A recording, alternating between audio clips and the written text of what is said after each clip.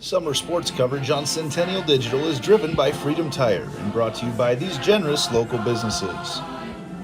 Lamberti Goki Lucci Law, Keystone Home Inspections, Reed Plumbing, the Iowa Rush Soccer Club, 72 Degrees, your comfort company, the Sassy Flower Bakery, Alter Trading Corporation, West 40 Market, Nolte & Sons Lawn and Irrigation, Rod Brannon with Shelter Insurance, the New York Life Offices of Josh Cowart, Dr. Brett Renzi and Health First Chiropractic, IGHSAU, the Helpful Smiles of Hy-Vee, Dr. Christy Semro with iMart Express, and Springer Floor Care.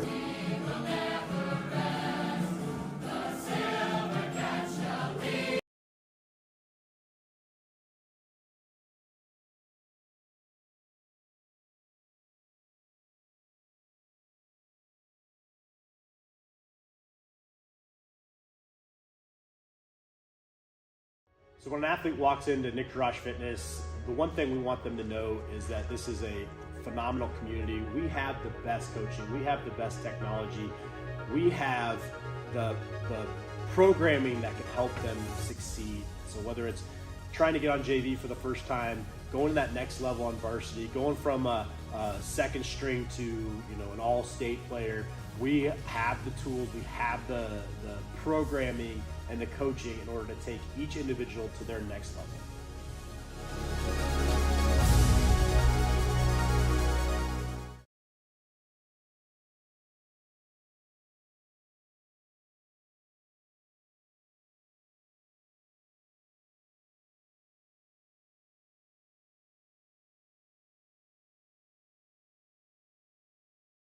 Everything we do is here to benefit the client.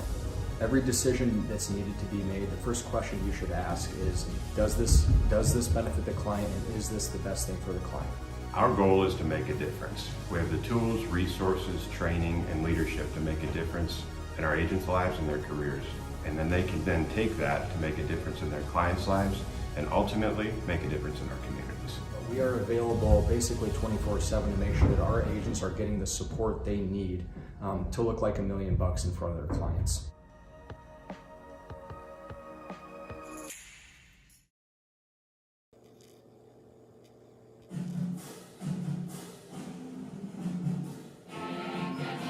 Summer sports coverage on Centennial Digital is driven by Freedom Tire and brought to you by these generous local businesses. Lamberti Goki Lucci Law, Nick Jarash Fitness, Weichert Realtors, the 515 Agency, Ted Sandine Photography, Extreme Services, Sinorama Ankeny, and Amy Wiederin with Coldwell Banker.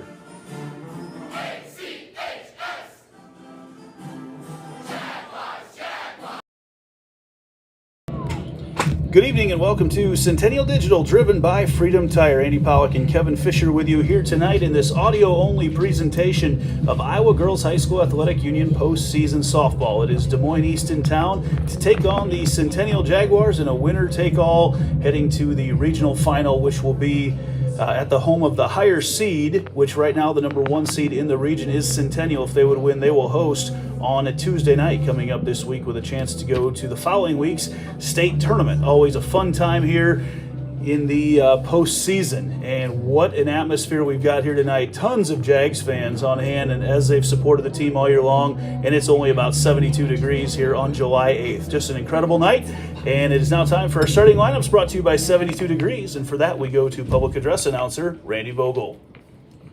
Good evening, ladies and gentlemen, and welcome to the Centennial Softball Field in Ankeny, Iowa.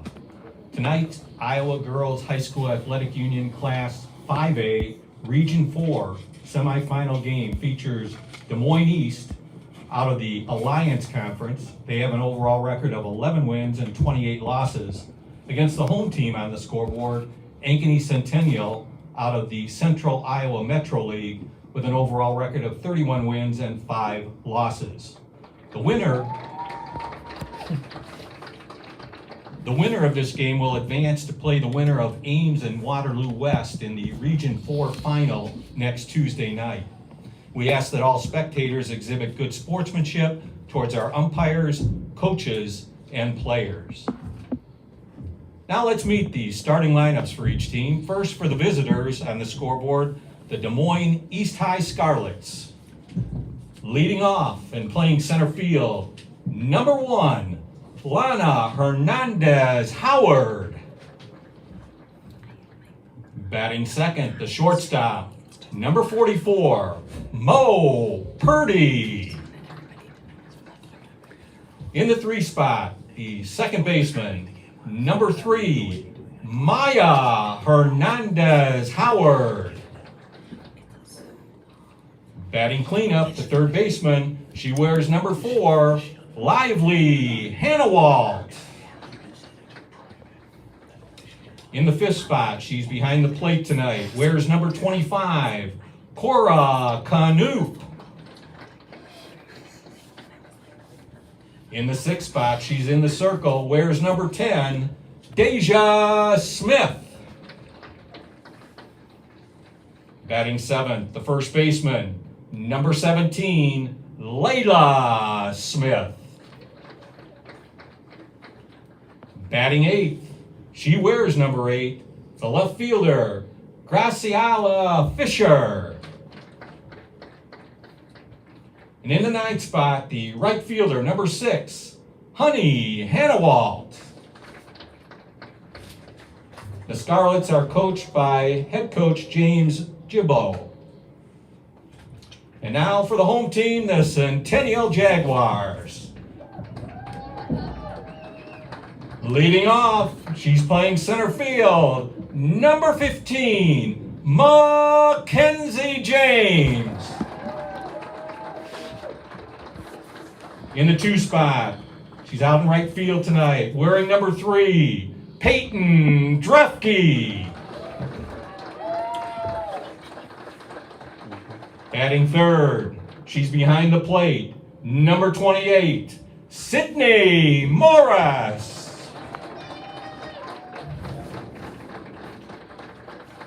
In the cleanup spot, she's at first base tonight, wearing number 25, Jordan Kennedy.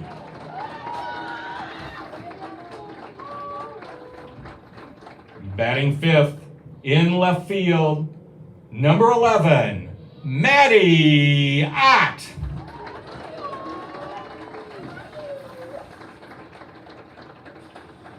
Batting 6th, she plays shortstop, wearing number 13, Mariah Bowser.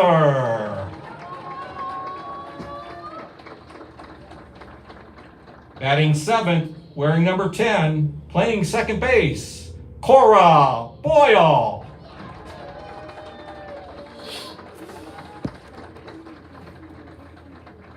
Batting 8th at the hot corner tonight, number 12, Addie Starr.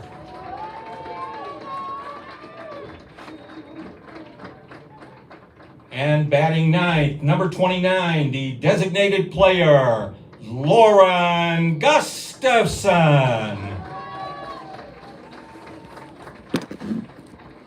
And the flex player and pitching, wearing number 4, Jessica Lathrop.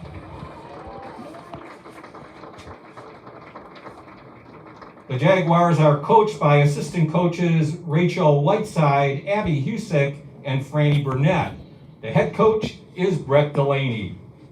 The umpires for tonight's game are Justin Wells, Terry Giuffredi, and Mark Amadeo.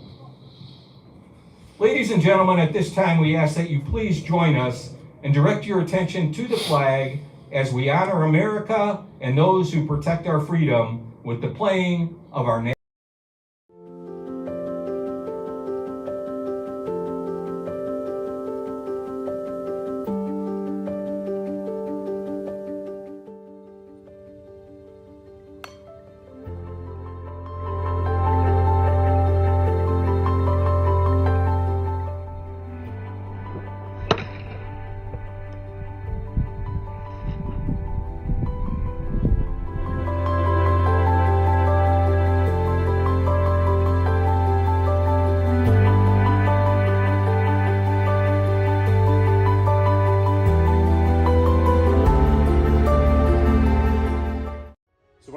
walks into Nick Fitness, the one thing we want them to know is that this is a phenomenal community. We have the best coaching, we have the best technology, we have the programming that can help them succeed. So whether it's trying to get on JV for the first time, going to that next level on varsity, going from a second string to an all-state player, we have the tools, we have the programming and the coaching in order to take each individual to their next level.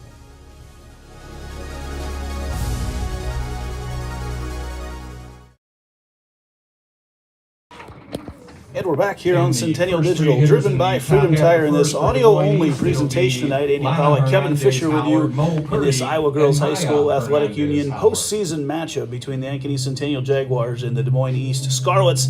And Fish here with Ankeny Centennial Softball. We love the postseason. It's been really good to us over the last 5 years. Yes, we do, and here we go. We've been waiting for this all summer, I think, and now that we're here, I'm anxious myself to get this going and see where this team is going to go here in the postseason.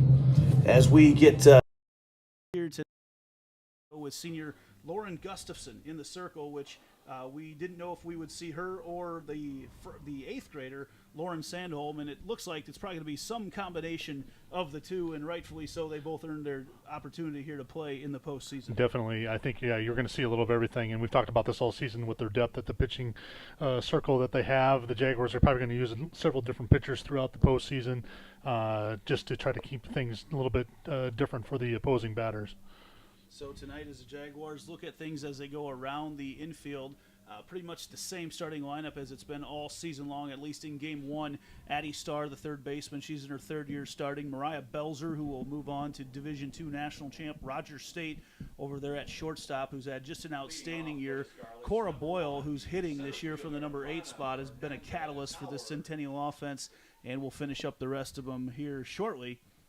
As the first pitch from Gustafson is just a little bit outside, says home plate umpire Mark Amadeo. Lana Hernandez Howard, the freshman, leading things off here for Des Moines East.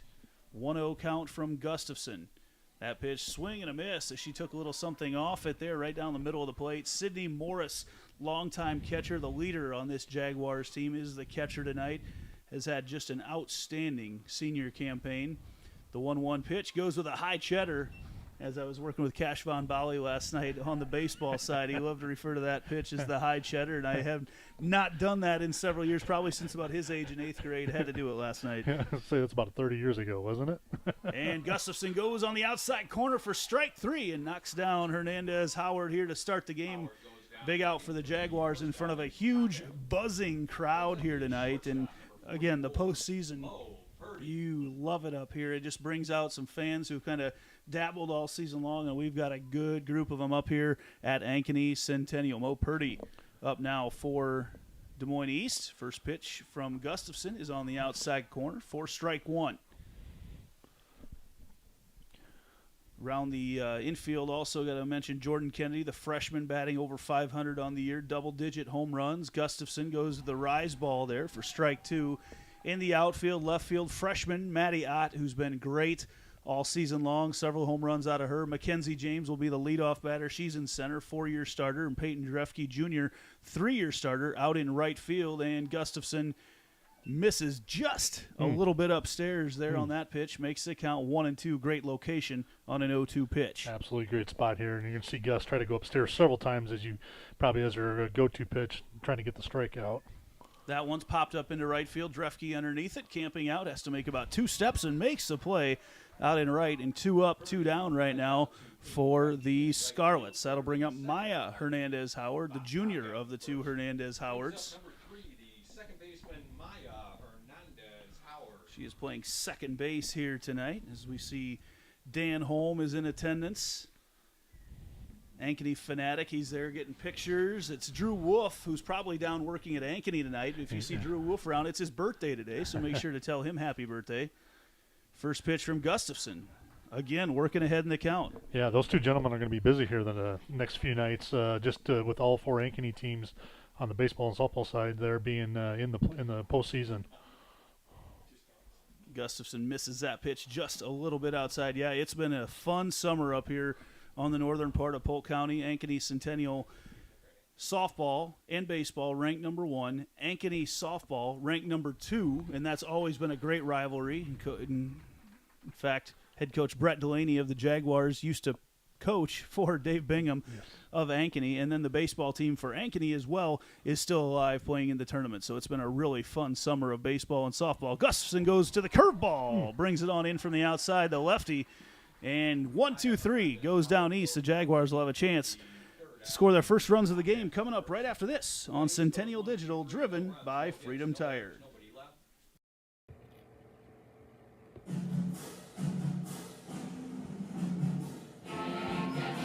Summer sports coverage on Centennial Digital is driven by Freedom Tire and brought to you by these generous local businesses: Lamberti Goki Lucci Law, Fiscus Jewelers, Rainbow of the Heartland, the all-new Prairie Trail Sports Complex, All-Star Concrete, the Zoom Room, Knocker Ball 118, Heart of Ankeny Animal Hospital, Cabaret Sports Bar and Grill, and Wendy Thompson, an affiliate of Humble Travel.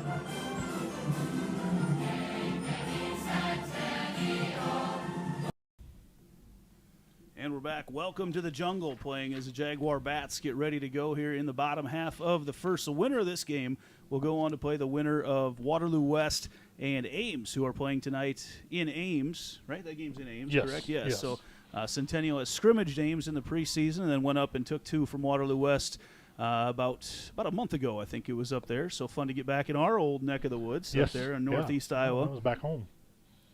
So the Jaguars ready to go here with Mackenzie James. Senior center fielder has led off several games with home runs this year. Would love to see her lead off the postseason with the same thing. It'd be a beautiful night to do it. About a 6-mile-an-hour breeze blowing out to left center field, and that is her spot. Put one right over the scoreboard here, Mac.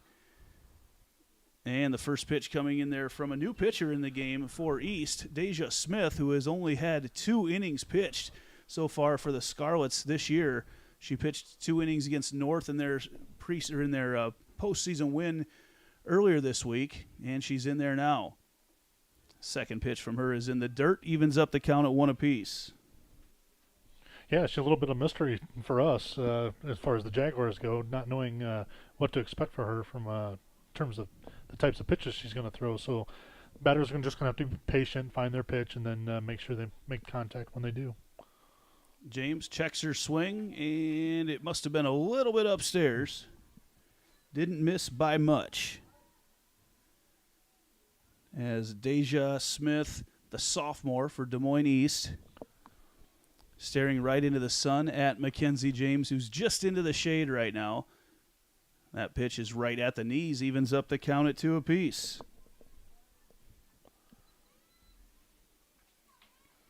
So 2-2 count. That's the first little movement we've seen off a pitch from Smith. The scouting report on her is a hard-throwing righty. She'll top out that fastball right around 60 miles an hour. And that is a called pitch at the knees on the inside corner. Mackenzie James strikes out looking for the first out of the night on the Jaguars. Definitely not the pitcher that the Jaguars were preparing to see. No. When they had East coming to town tonight. Peyton Drefke steps up. All fastballs so far. Drefke watches that first pitch come in for a strike. So a lot of strikes thrown early on here by Deja Smith as well. Just watching her, really working a lot of, both inside and out, up and down. She's really trying to move the ball around. So, like I said, Jaguars are just going to be patient. There's a chopper foul down the first baseline. Smith, I know, in the past has played her club ball with the Midwest Crushers. I'm not sure who she plays with at the moment, but she is out there right now. Layla Smith, her sister, an 8th grader, is on the team as well. As Peyton Drefke steps up to the plate for the Jaguars. 0-2 the count to Drefke as the catcher Knoop has gone way outside to set up her target here on Drefke. And that's exactly where she hits it, but it's too far outside for ball 1.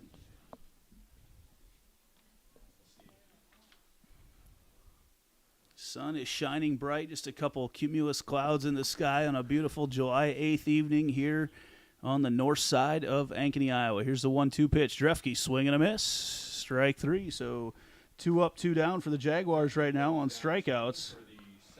That was the first off-speed pitch we've seen from Smith. Almost dropped a little bit of miles off it and threw a little curveball in it. Yeah, a little curve action to it. I've seen she's got some movement to the pitches, what I've seen so far. Just trying to see where she's going to try to concentrate that at.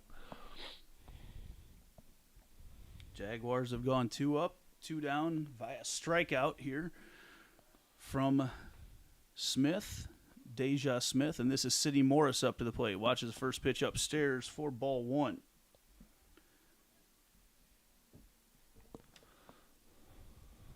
A lot of fans here ready to explode tonight here on the north side of Ankeny. It's Summerfest going on in Ankeny right now.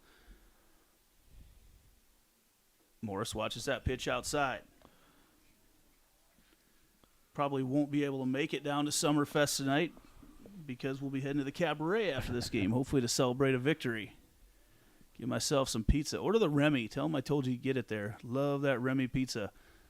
It's kind of a Cubano type pizza. I haven't had that. It's a good one. Honey mustard base. Okay. Yes. As Morris watches that pitch in the dirt, ball 3. Smith not giving anything good to Morris right now. Definitely, I mean, Morris hit a lot of home runs early on in the season, but she has been a power alley hitter here recently over the last couple weeks. Very high contact percentage. Here's a 3-0 to her. Canute moves outside a little bit more. And that pitch is low for ball 4. Morris draws the walk. Morris reaches first on the 4-pitch walk. Bringing up the cleanup hitter for the Jags.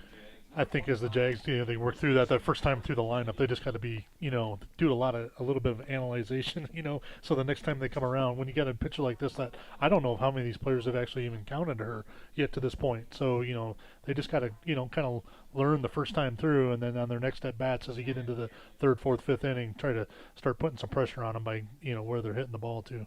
Our first Heart of Ankeny Animal Hospital substitution this evening. Addie Pollock into courtesy run for Morris. As Jordan Kennedy's up to bat right now, the first baseman. She watches her first pitch low in the dirt for ball 1. Morris, Pollock has run a lot lately, and it's a direct result of Sydney Morris getting on base pretty much every time she's up. She finds a way. 1-0 the count right now to Jordan Kennedy. Kennedy watches that pitch on the outside corner, evens up the count at 1 apiece. Maddie Ott waits in the on-deck circle for the Jaguars.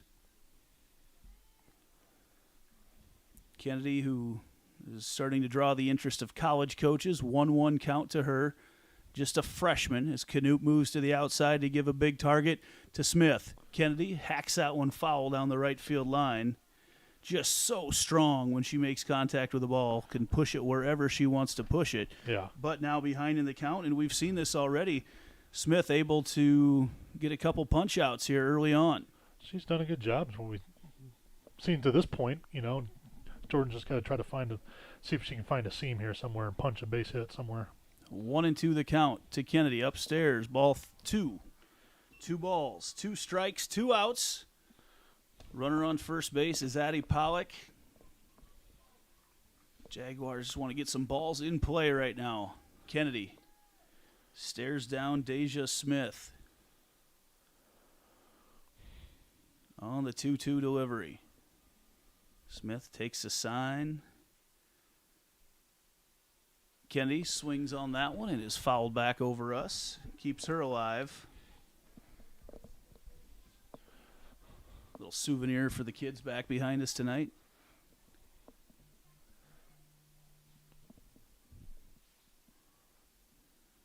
There's a lot of you see Smith out there in the circle spinning that ball into her glove, just getting the feel of where she wants to put it. Here's the 2-2 to Kennedy.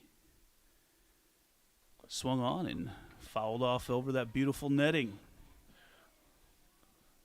Yeah, she's being a little bit more, the last few pitches, a little more meticulous. It kind of seems like with her approach to each batter, she's kind of taking her time, slowing it down a little bit, and that might be her own thing, but sometimes it's a little bit of gamesmanship too at the same time. Well, and you see she's got behind in some of these counts and not way ahead like she was early on in the first two batters. Here's the 2-2. Kennedy lines that one into left center field and is over the head of the left fielder. Pollock coming around second. She's coming around third, wheeling. Pollock's going to come in to score, and Kennedy in safe at second with a double. Great at bat there by Jordan Kennedy. Just, she stayed with it. Finally found her pitch, drove it just deep, just one hopper off the fence, bringing Pollock around to score. Probably gets the weight off the shoulders of Jags right away. When you're that number one team, everybody's coming after you, and you want to get that first run on the board, and just all of a sudden you kind of just take a deep breath, and then you go. And that'll bring up Maddie Ott, another freshman who's had a great year. We've seen her take several out. I just love that piece of hitting there by Kennedy. She finally got the pitch that she wanted.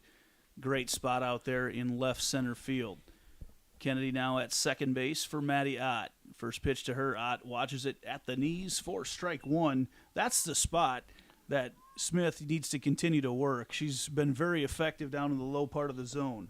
Yeah, and she's been getting the call there, and sometimes you learn with umpires, where am I getting the call at? And if it's a good spot, you keep utilizing it. Smith looks in once more. That pitch misses just a bit outside. Take a moment quick to check my own daughter's score. She's playing down at 11U Nationals down in West Des Moines. They're ahead 9-4. All right. Oh, there we go. Good That's job, good. Nebraska Gold. How about that? Good to hear. Nebraska Gold 515.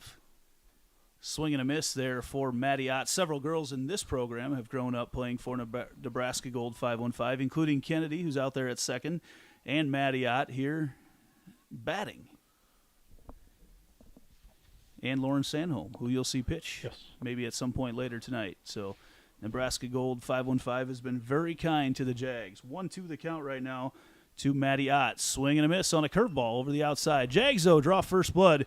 They're going to go back on defense. We'll be back in the top of the second right after this on Centennial Digital, driven by Freedom Tire.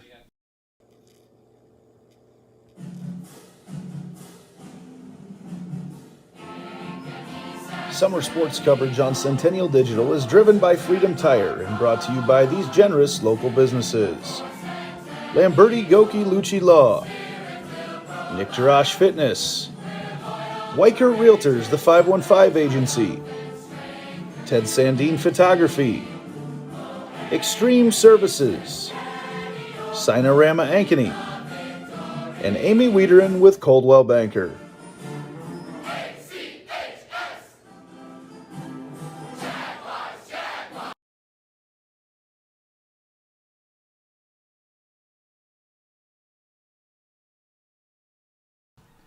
And we're back here in the top of the second inning here in the Iowa Girls High School Athletic Association, Athletic Union postseason girls state softball regionals, as Ankeny Centennial right now hosting Des Moines East, and coming up to bat is Lively Hannawalt for Des Moines East.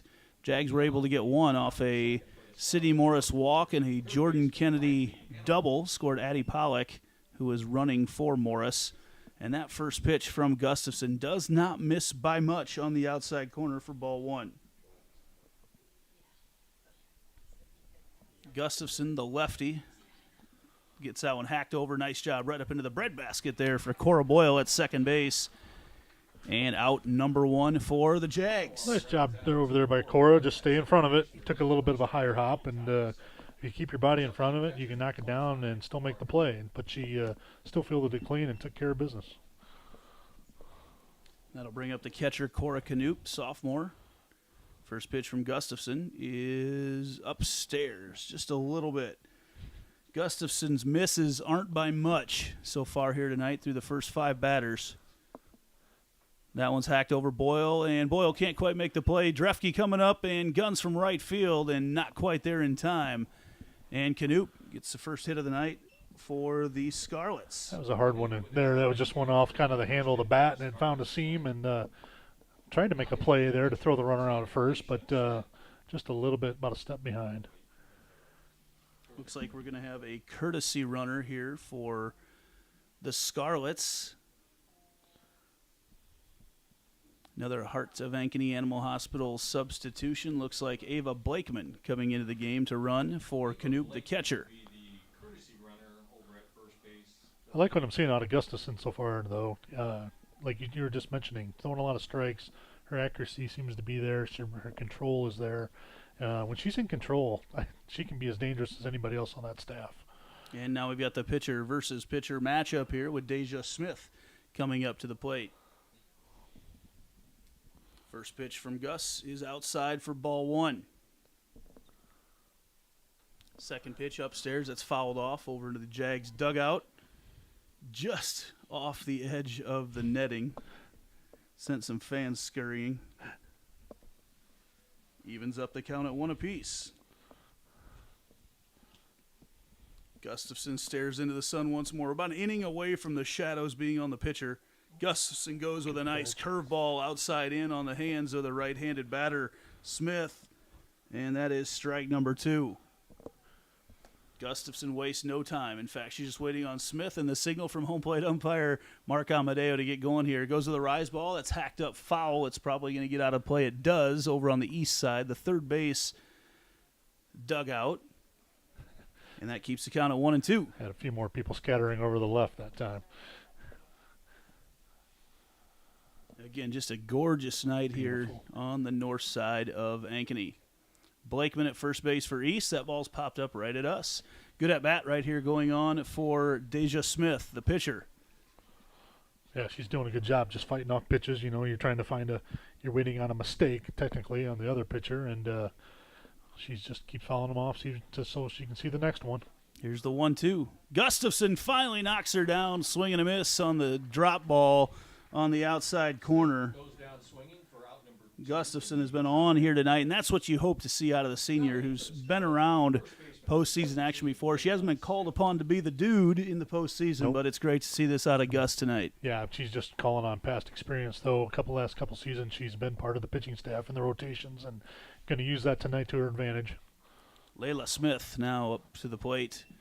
The lefty for Des Moines East. That pitch misses low for ball number 1. So that's one knock on Gus, I guess, in this inning has not worked ahead of the batters the way she did early on.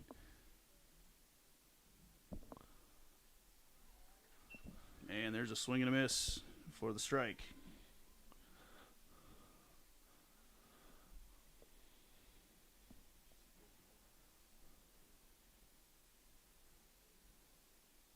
Nice pitch. And there's another strike for Gustafson.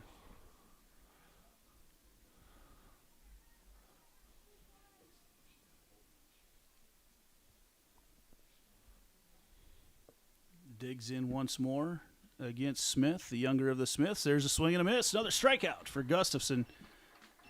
And we'll head to the bottom of the second. Jaguars going to try to add some more runs here against the hard-throwing Deja Smith. We'll be back right after this on Centennial Digital, driven by Freedom Tire. Everything we do is here to benefit the client. Every decision that's needed to be made, the first question you should ask is, does this benefit the client, and is this the best thing for the client? Our goal is to make a difference. We have the tools, resources, training, and leadership to make a difference in our agents' lives and their careers. And then they can then take that to make a difference in their clients' lives and ultimately make a difference in our communities. We are available basically 24/7 to make sure that our agents are getting the support they need to look like $1 million in front of their clients.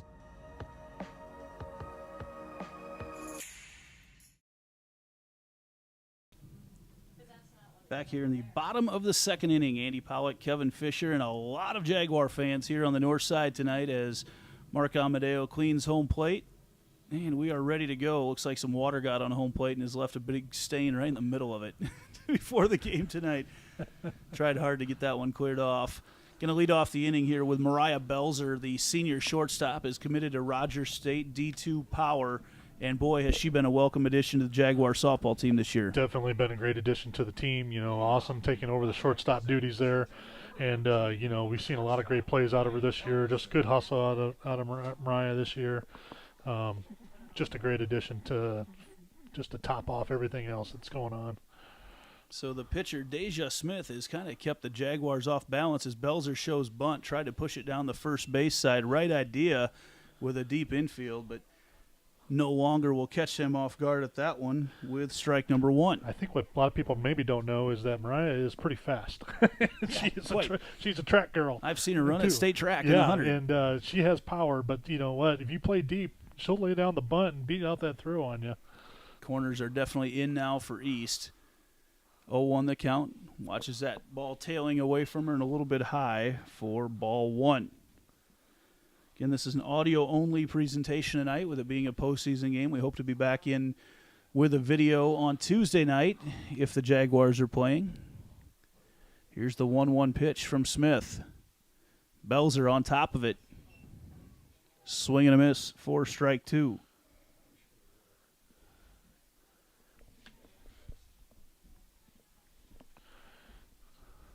It's been a good look for the Jaguars here tonight, having to go against the hard-throwing Deja Smith, kind of catching everybody off guard with her in the lineup.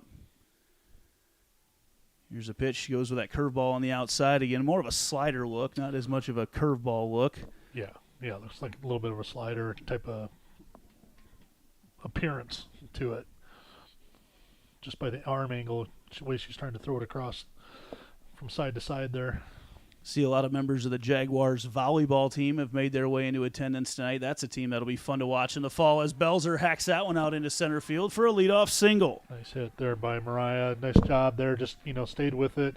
Got behind the count, kind of worked her way back. It was a nice job just getting on base there. And that's what they need out of her in that 6-hole spot is, they're looking, she's got that power, but she's kind of that secondary start the inning type as you get deeper in the lineup type of player, and did a wonderful job there. And she does have the power to go yard, as we've seen a couple times throughout the course of this season. That'll bring up Cora Boyle, and I think she's really been one who has made this offense go this year. When you get the production that you've got from her in that 7 spot, a huge jump in batting average from a year ago for Boyle. Yeah, she's brought it up. Like we talked about, nearly 100 points. I know it was maybe more than that at one point. Where she's at now, she's at 336. I think she was in the 250 range roughly last year, and just doing a wonderful job. Brought the both on the pitching side of it, and then just being a great addition or a great spot down there in the number 8 hole. Looking to push this across with a bunt. She gets it down on the ground, hustles down to the first baseline, and she's safe there as Belzer rounds second hard, gets the throwback there from second baseman Maya Hernandez-Howard.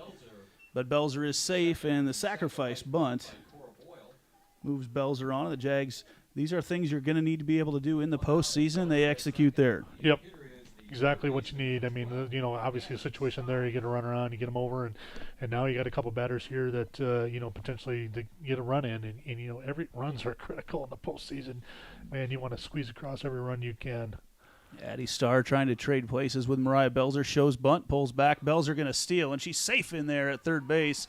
Belzer got a great jump, and that's a hard angle, too, because you've got the shortstop over there, Mo Purdy, trying to come over and cover. So that is a strike called, but Belzer finds herself safe at third, and now another opportunity if the Jags would like to bunt. They can knock another run in. Starr looks down. She's going to swing away at this one. Watches that pitch just a little bit low, evens up the count at 1 apiece. Looking forward to heading up to Fort Dodge for the state softball tournament here a week from Monday, where I'll be up working for the Iowa Girls High School Athletic Union Digital Network. Always a fun time. If you've got a team that you're cheering for, come on up. And even if you don't, come on up for a day for $8-9. You can watch some outstanding softball all day long, popping back and forth between a couple fields and some names that you'll recognize playing in the college in the years to come. As Starr watches that pitch in the dirt for ball 2. Belzer at third for the Jaguars, trying to put their second run on board tonight. They have not really hit pitcher Deja Smith very hard for East, the pitcher who is now throwing just her fourth. Oh, Starr misses it. Belzer, though, is going to come home and is going to get tagged out at home. Starr missed the bunt, and Belzer was out on what looked like it was going to be a suicide squeeze. And Belzer was coming home hard, and they got her in a rundown, and she was thrown out. Yeah, it's one of those, you call the play, and even if it isn't a great pitch, you got to make contact with it somewhere. You got to follow it off, even if anything. and unfortunately Eddie didn't get a piece of that, and got Mariah caught in a pickle there, and they finally ran her down. So the Jags' offensive woes in this game have kind of been seen here a little bit. It's just some miscues. 2-2 the count. And they're talking out there at the field. They're trying to give a quick break. Oh, that's why, as Deja Smith was the one that ended up running her down, came in the pickle and ran her down, and she wants a chance to catch her breath. Yeah. They got about 4 turns out of Belzer. Yeah, she needed a little breather there after that one. Yeah, like she said, running her back and forth there a few times before they finally caught up to her. And here's the 2-2 to Starr. Starr checks her swing as they go on the appeal looking down to first base. They say no.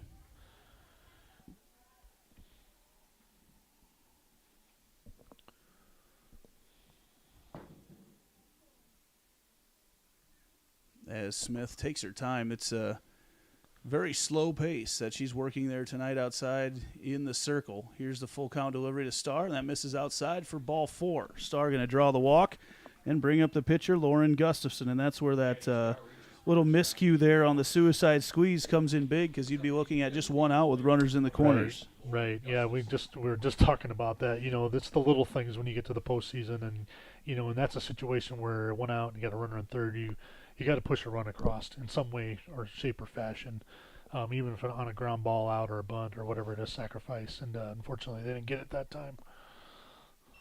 Gustafson watches the first pitch for a ball. Another pitcher versus pitcher matchup.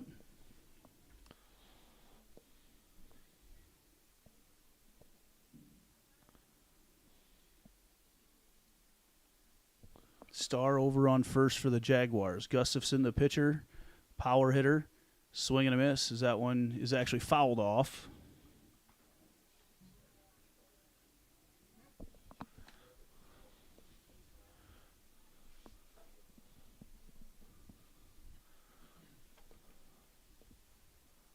And now the 1-1 pitch with 2 outs to Gustafson. That pitch is upstairs for a ball. Yeah, just interesting. This is the first inning and a half. Just watching Deja Smith, her pattern of how she goes about throwing pitches. She was that first inning when she was ahead of the batter, like you said. She just kind of was going go. But once she gets behind in the count, she starts to slow down. That pitch misses upstairs there, and we wondered, with her only having thrown 2 innings coming into this game all season long, we wondered if her arm would be able to handle it. And she's had some nice defensive plays behind her here in the second, but she's already very deep into her pitch count for the night. Here's a 3-1 to Gustafson. Gustafson fouls that one off the post over here, and it ends up going back fair. The result looked really nice. Yeah. But that does load up the count. 3 balls, 2 strikes.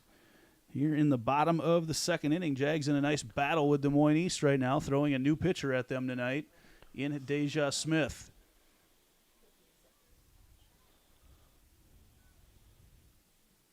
Jags have only got 2 hits in this game. Kennedy and Mariah Belzer. And that pitch is upstairs. Gustafson draws the walk. And back to the top of the order we go. Great opportunity here for Mackenzie James. Yeah, nice to get back around here to the top of the order with runners on. And again, it would have been nice to have been with 1 out and possibly bases loaded right now. But you know what? That's all right. This is you even in postseason you learn how things how to make things work, and hopefully you just don't get caught at the wrong time on them. But you know what? They're doing a good job so far. We had a conference there at the circle. Again, looks like they're probably going to try to settle down Deja Smith a little bit. After that rundown, she's had a couple walks, and I think that kind of got to her a little bit. She was breathing hard, had to take off her mask, and certainly a player that looks very athletic out there, but that's not something you normally ask pitchers to do, and someone who hasn't played in a whole lot of games this year. So. Right. I think when somebody's not physically out on the mound, I don't think people maybe don't realize sometimes how much energy you're exerting, even even though you're a 16-year-old kid, and it takes some time to learn how to pitch 4, 5, 6, 7 innings in a game. Sometimes you're only good for 2 or 3 innings, and it takes a little longer to develop that stamina. And now Mackenzie James comes up with Maylin Vallejo on first base. James hacks one down the right field line. It gets past the right fielder. James is rounding second. She's going to head to third. The run scores. Star scores. Maylin Vallejo scores. Mackenzie James slides in safe at third. Gets 3 bases out of that. I think it was probably a single with a 2-base error, but that was an exact spot to put that with runners where they were. That was a great base hit there by Mackenzie. Just got punched it down the right field line, and bringing the runs across. Kind of a little bit of a energy boost there. It was getting kind of quiet. Even I know it's only the second inning, but it was getting a little quiet. It was like they needed some of that boost. Get this going. Maylin Vallejo, who was in to run for Lauren Gustafson, came around to score there as well. So the Jags now take a 3-0 lead in the bottom of the second. Big swing there from Peyton Drefke on strike number 1. James down there at third. Drefke pops that one up. That's fouled over here on the right side. See if she can punch one through the infield and add to this lead for the Jags. You feel like with the way that Lauren Gustafson is throwing that 3 runs would be enough. But we are only in the bottom of the second inning. Yeah, there's never enough runs. I always felt that way when I was coaching. I was like, when I had 5, I wanted 6. When you had 6, you wanted 7. Knoop goes way outside, and the ball bounces right back to her off the new padding, the new Jaguar padding. That saved a run because that pitch was thrown over Knoop's head. And that was a big save of a run right there. It's basically an automatic ball return like you'd have in bowling. That's right. Kicked it almost right back to the catcher. She'd have been dead in the Reds if she'd have tried to go to home. 1-2 the count right now to Drefke with Mackenzie James at third. Again, long time between pitches here for Deja Smith. Drefke lines that one right back up the middle, hard ground ball, and James comes in to score. No throw there. Drefke a single, and now you feel like the Jaguars are starting to solve this pitching here of Smith. Yeah, like I kind of mentioned it before, we came back around the top of the order here, and also Mackenzie James gets a base hit. She struck out the first time around. Peyton had also struck out. She gets a base hit, and I think, when you have somebody new, you just gotta when you get to see them the second time around, if the pitcher's not moving the ball a lot, it's easier to catch up on what the pitches are doing, where they're going, and then they start finding holes. So now that brings up Sydney Morris again. Morris, and that is just foul. That would have been 2 bases for her down the right field line. As it is right now, it's just a long strike.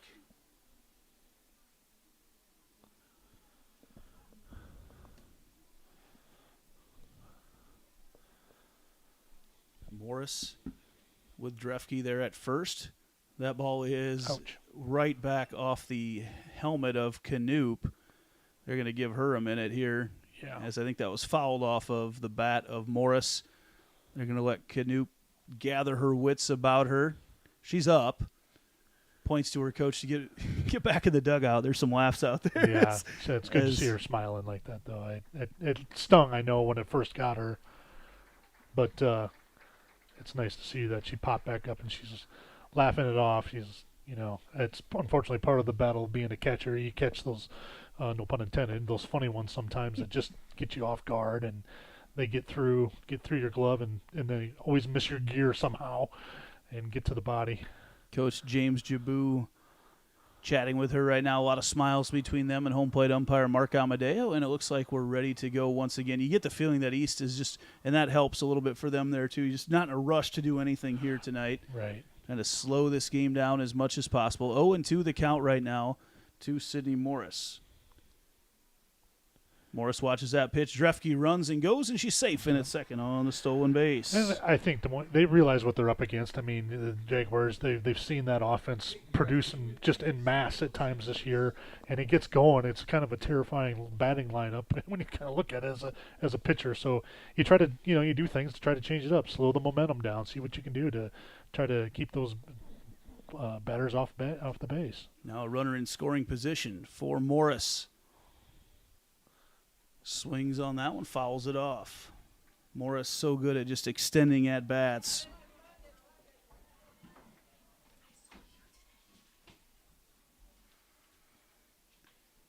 Now 1-2 the count to Morris once again with Peyton Drefke at second base. Jordan Kennedy waiting on deck. Would like to see her up with a couple runners on. And that one is hacked through. Nice play made over there. The grab at second base from Maya Hernandez-Howard. And that is a ground out. But the Jags put a crooked number on the board here in the bottom of the second. It's 4-0. We'll be back with the top of the third right after this. Gustafson coming back out to warm up here on Centennial Digital, driven by Freedom Tire.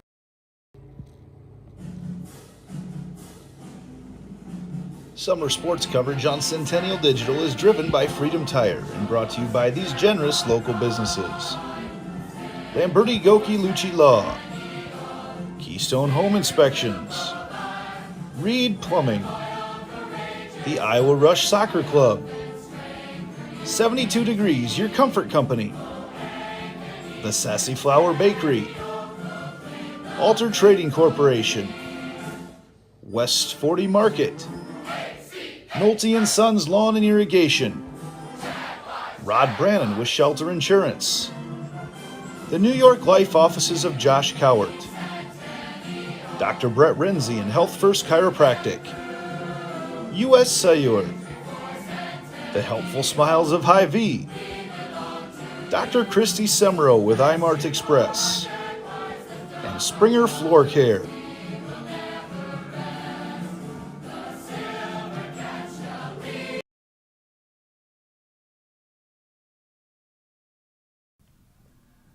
Back here live on Centennial Digital, driven by Freedom Tire. Andy Pollock, Kevin Fisher with you here tonight. And this game presented by Lamberti, Goki, and Lucci Law, your local team, to fit your legal needs. Jaguars leading 4-0 over Des Moines East in this Iowa Girls High School Athletic Union postseason tournament matchup. Graciela Fisher is the batter for East. Jags still with their same lineup. Lauren Gustafson has pitched very well. Goes with a rise ball there. Misses just upstairs. Evens up the count at 1 apiece. Also want to thank a couple of our other premier sponsors tonight, including our name sponsor, Freedom Tire, for making this all happen, as Gustafson goes on the outside corner for that pitch, as well as Weichert Realtors, the 515 agency. And I know everyone was waiting with bated breath, but my daughter's team did win over the Missouri Bombers at 11U National, so there's your update on that for the night. And they're done, so there'll be a bunch of them will be coming up here to try to catch the ending of that game because there's some younger sisters on that team right now. Yeah, they want to get up here and watch the older sister play. And that is a strikeout for Gustafson on Fisher.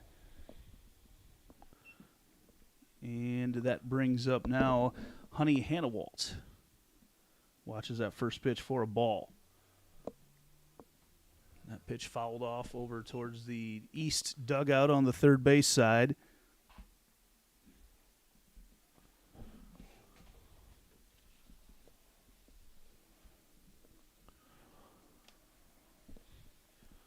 Again, great crowd on hand here tonight. Most of them will be heading to the cabaret after. Also, update from my hometown, AP, Applington Parkersburg Baseball, had a huge round one win over Dyke New Hartford, an upset for the ages a couple nights ago. And now tonight they are leading West Marshall 6-0. So AP Baseball, who's never been to state, still trying to get within one win right now. Right now the count 2-2. Wow, that'd be a neat story. How about that? Been at school for, this is the 20th year they've been at school there. And have never been to state baseball. Have had some great athletics programs, but just never able to finish it up with baseball as Gustafson gets strike 3. She has been nearly unhittable tonight. Done a great job. Back to the top of the order here with Lana Hernandez-Howard. Yeah, Gustafson's done a wonderful job. 6 strikeouts already on the night, and just in the third inning. And she gets ahead of the batter there. No, she doesn't. A little bit upstairs.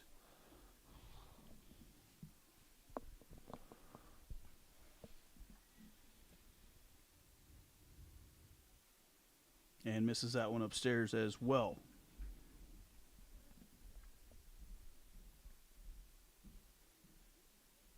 Gustafson wastes no time. She wants to get in there and pitch right away again. Here's the pitch. That is swung on and missed by Hernandez-Howard.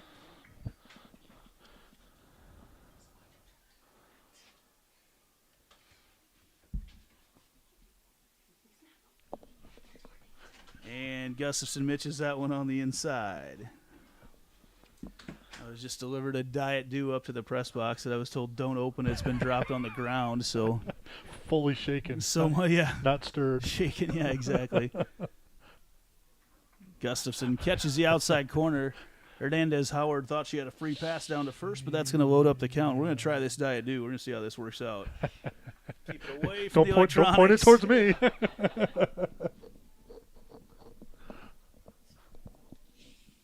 Oh, nothing to it. Oh, that was easy. Now my buddy Alex Cohen down to the I-Cubs as Gustafson goes on the outside corner for the punch-out. I'll finish talking about Alex Cohen here when we come back after this on Centennial Digital as we head to the bottom of the third. Jaguars ahead 4-0. So when an athlete walks into Nick Jarash Fitness, the one thing we want them to know is that this is a phenomenal community. We have the best coaching. We have the best technology. We have the programming that can help them succeed. So whether it's trying to get on JV for the first time, going to that next level on varsity, going from a second string to an all-state player, we have the tools, we have the programming and the coaching in order to take each individual to their next level.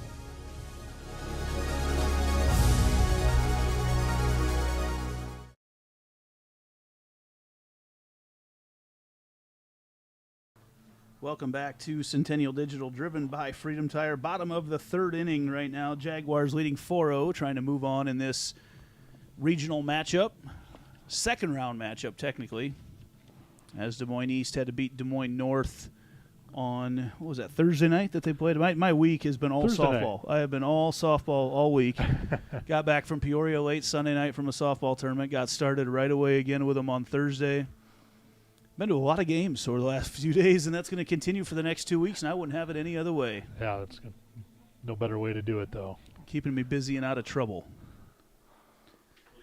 Jordan Kennedy leading things off for the Jaguars here in the bottom of the third. She's 1 for 1 with a double here on the evening. Scored the first run of the night, or knocked in the first run of the night for the Jaguars. No, I was saying beforehand, as Kennedy watches that first pitch just a little bit upstairs, my buddy Alex Cohen, who is the voice of the Iowa Cubs, lost 2 laptops in 2 nights. With the windows are open in the press box and foul balls came back shattered his laptop 2 nights in a row. Oh, wow. What are the There's odds? some clips of those online, yeah. One of the risks of the game as that pitch misses down low as well. 2-0 the count right now to Jordan Kennedy. Jags looking this second time through the order. Have definitely hit Deja Smith harder, looking to put up a big number here.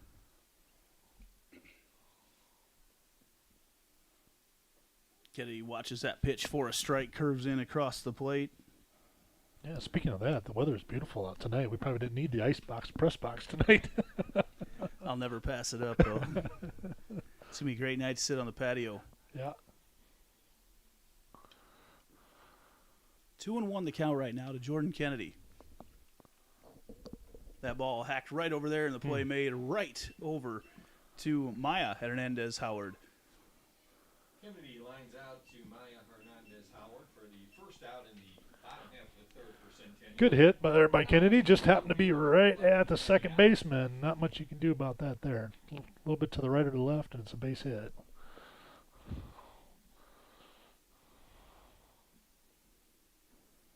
That brings up Maddie Ott with 1 out here in the bottom of the third. Ott swinging a miss. A little off speed there from Smith. Actually, it looked like it had just a little bit of movement on it, too.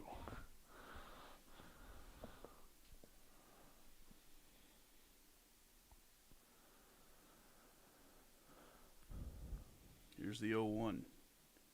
And that's in on the inside corner. 4 strike 2 to Ott. Try to look up some other scores here around the state.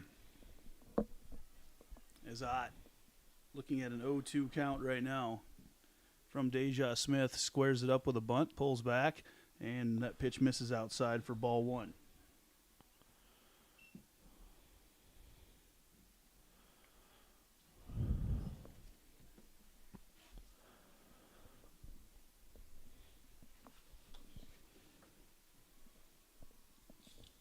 Here's the 1-2.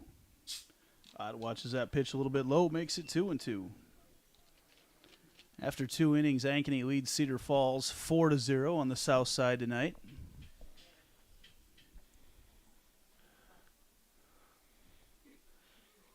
Two and two the count. To Mattiot. Again, squares it up with 2 strikes. Focusing in on the arm of Smith.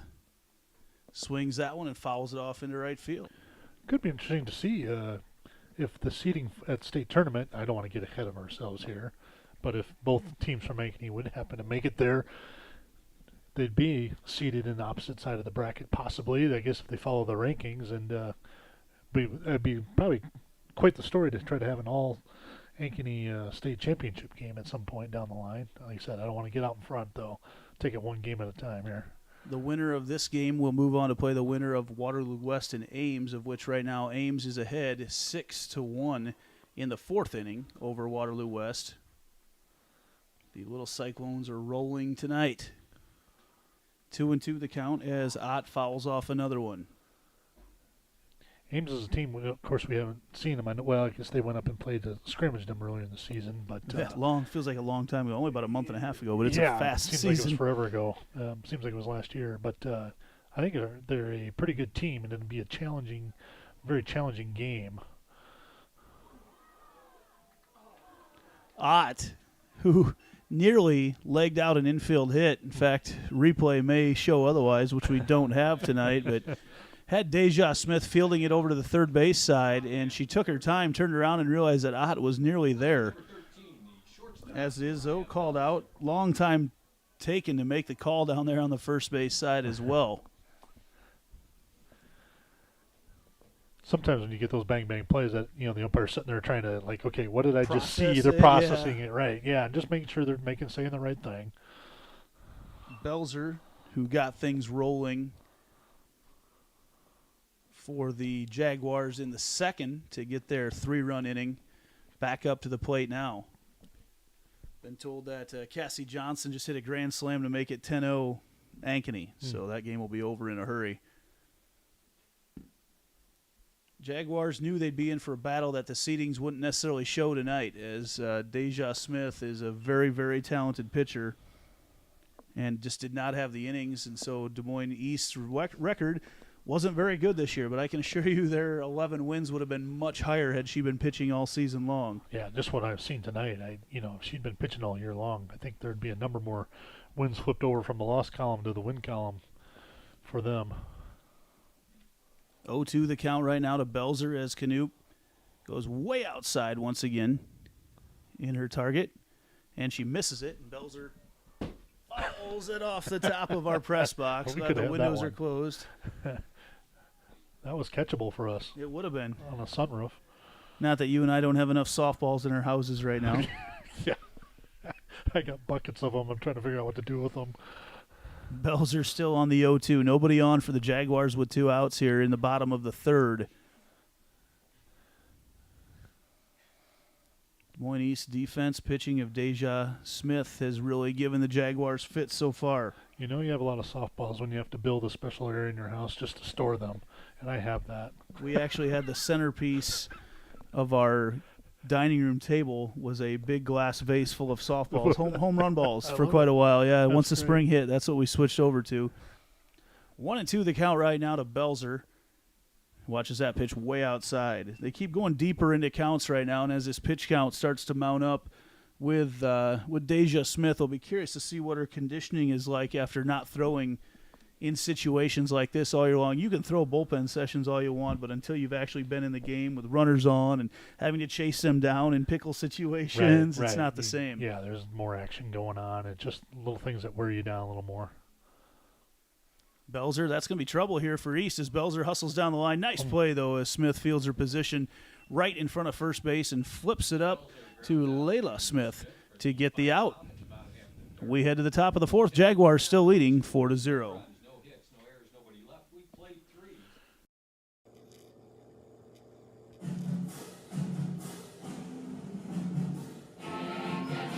Summer sports coverage on Centennial Digital is driven by Freedom Tire and brought to you by these generous local businesses: Lamberti Goki Lucci Law, Nick Jarash Fitness, Weichert Realtors, the 515 Agency, Ted Sandine Photography, Extreme Services, Sinorama Ankeny, and Amy Wiederin with Coldwell Banker.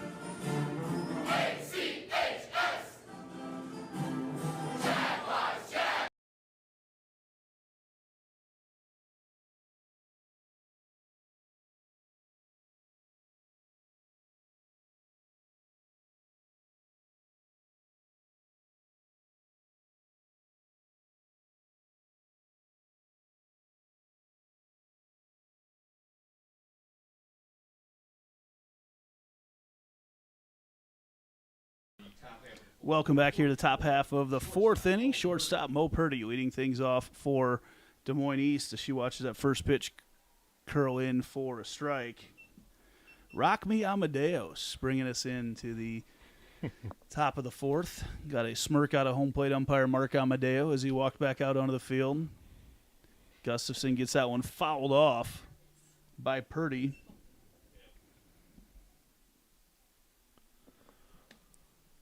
Update from State Center tonight, 6-6. Applington, Parkersburg, and West Marshall tied up. West Marshall making a little bit of a comeback. 0-2 the count right now to Purdy. And Gustafson gets a strikeout. Another one for Gus. Another one. Purdy goes down swinging for the first out in the top half of the fourth. It's good to see Gus out there kind of a little bit more in control tonight. I mean, not that she hasn't been for most of the season, but we've seen a couple of times there got just not picking on her much here, but just got loose there and gave up a couple long balls. But tonight just been kind of right on top of it. First pitch is fouled off for another strike as she works ahead in the count. She's got to have, 7 strikeouts or so right now? 7, yeah, through 3 1/3. And she's quickly up 0-2 after the rise ball comes in. And that rise ball's clicking. I've seen it. I've traveled with club ball, and I've seen her pitch 14 or 15 strikeouts in a game. It's just, it's pretty crazy. She goes back to it there on the 0-2. It goes just a little bit high. She started off the season with a perfect game, throwing a lot of one another here at Ankeny Centennial. That volleyball team should be really good this year. That ball's hacked out to right field, and right there to make the play is Peyton Drefke. We head to the bottom of the fourth. Jaguars trying to add some insurance runs. Back after this on Centennial Digital, driven by Freedom Tire. West 40 Market in Uptown Ankeny is your place to shop for the best meats, steaks, brats, jerky, and everything in between. Let us be your one-stop shop for all your favorite cuts. All raised on local Iowa farms. Shopping local never tasted so good. All raised on local Iowa farms. Shopping local never tasted so good. So when an athlete walks into Nick Garage Fitness, the one thing we want them to know is that this is a phenomenal community. We have the best coaching. We have the best technology. We have the programming that can help them succeed. So whether it's trying to get on JV for the first time, going to that next level on varsity, going from a second string to an all-state player, we have the tools, we have the programming and the coaching in order to take each individual to their next level.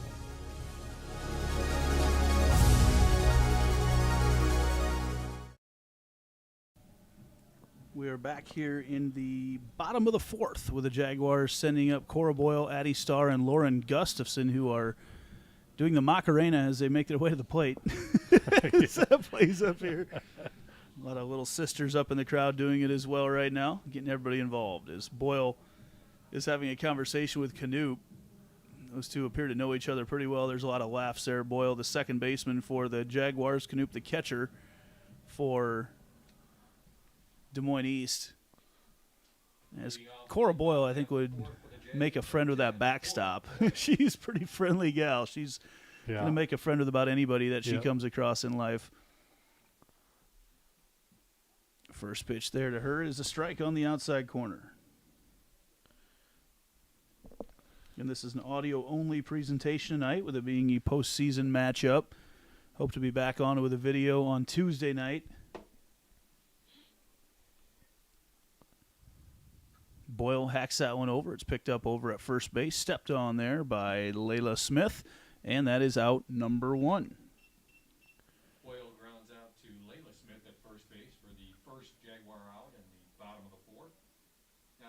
12, the third baseman, Eddie Starr.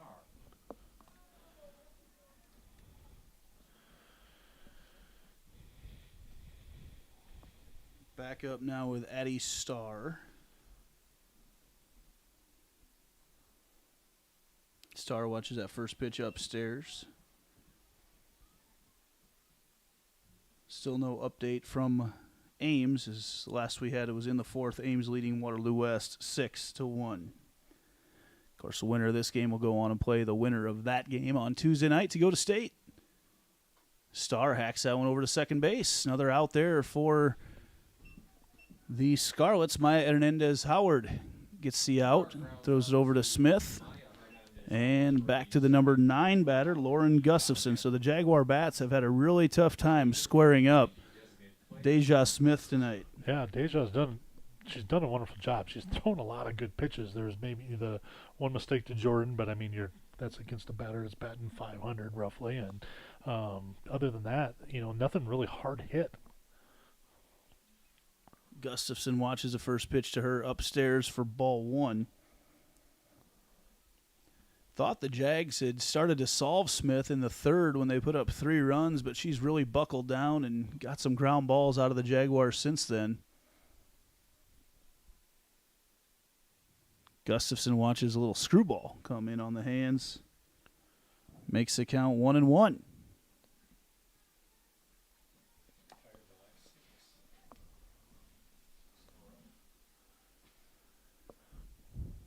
Here's the 1-1 pitch to Gustafson. That's upstairs.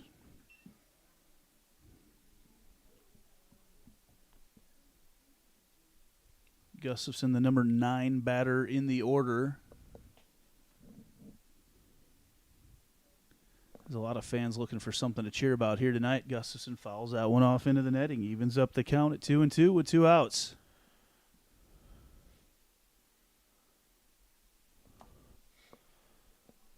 See if Gus can get a 2-out rally going here. Big infield for the Scarlets on the 2-ball, 2-strike pitch to Lauren Gustafson.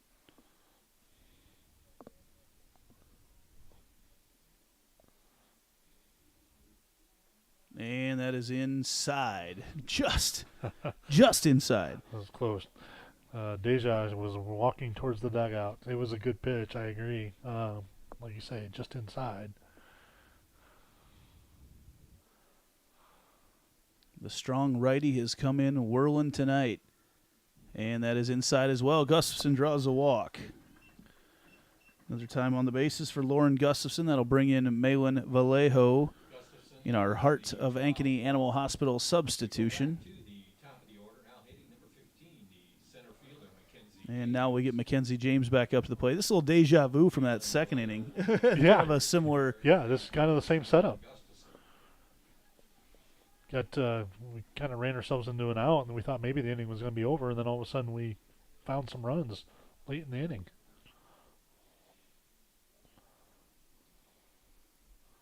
So James looks things over, watches the first pitch low in the dirt for ball 1. Jaguars' defense has been outstanding. They just have had a really tough time putting up runs on Deja Smith tonight.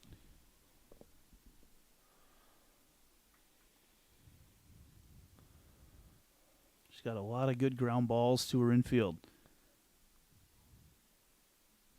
That pitch is upstairs. Runner goes, and Vallejo's going to be in there safe at second base. Great jump there for Malin. Yeah, real good jump by Malin there. Really didn't have a chance on the throw there. She was in before the throw before he even got there. Interesting to watch a 3-man crew mechanics right now. The rotation's a little bit different than they are during the regular season, but triangulate every call, make sure you get them all right, and they've been just fine here tonight. 2-0 the count to James. Upstairs, 3-0. Yeah, I enjoyed when Mark Amadeo was up here the other night talking about that, the rotation, and just talking about how, working with 2-man crew, 3-man crew. And it was just fun to listen to. It's fun to listen to the umpire's perspective of all that. There's a lot more to it than just guessing if they're safe or out. Right.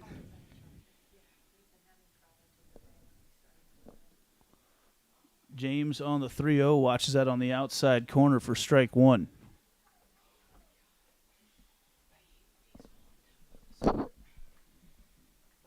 So James will be looking for a good one here on the 3-1 pitch with Malin Vallejo at second. She represents Lauren Gustafson. And that pitch is in the dirt. James draws the walk. James with the 2-out walk. Runners at first and second. Now hitting the right fielder, number 3, Peyton Drefke. So the Jaguars trying to put together a little 2-out rally here in the bottom of the 4th. Lauren Gustafson and Mackenzie James have drawn walks. Malin Vallejo running for Gustafson now, and that'll bring up the number 2 batter, Peyton Drefke. She watches the first pitch upstairs, and then nearly on her backswing, on her practice swing, takes out Canoop, who's walking out towards her. Checks back to make sure she's okay, and it's 1-0. You know, before Gustafson drew the walk, Smith had retired 6 straight batters. Drefke just foul. Diving attempt over there to make the play at first base by Layla Smith. And it ended up going just outside that orange safety bag on the first base side. Yep. Great attempt over there, trying to stop that ground ball. Almost snagged it before it got to foul territory. 1-1 the count to Drefke. Drefke, slow roller. She's going to have to hustle down the first base side, and she is safe over at first base. As she sprints down, it looked like Layla Smith tried to get the tag on her. There's going to be no appeal. Oh, that was a close play over there at first. I think it was a tough angle for everybody because of where the tag was coming from and opposed to where the runner was coming from. And both umpires had to try to, do their best to get into position to make the call, and the call was safe. So Sydney Morris comes up with bases juiced. Just Two outs. Just as we were talking about rotations with umpires. Yeah. That one kind of presented itself. Well, and it does because you're not in the normal position that you would be for a play at first. Right. And that's certainly something. You're much better position than you would be with 2-man mechanics because you'd be over on the third base side. 1-0 the count to Morris. Grounds it over to third base. Fired across the infield and out. So the Jaguars leave 3 on here in the bottom of the 4th. Not able to score anymore. They threaten, but not able to put them across. We head back to the top of the 5th. The Lauren Gustafson show continues. Back after this on Centennial Digital, driven by Freedom Tire.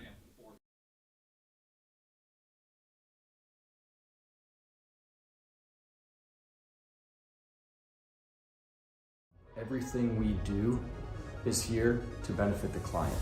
Every decision that's needed to be made, the first question you should ask is, does this benefit the client, and is this the best thing for the client?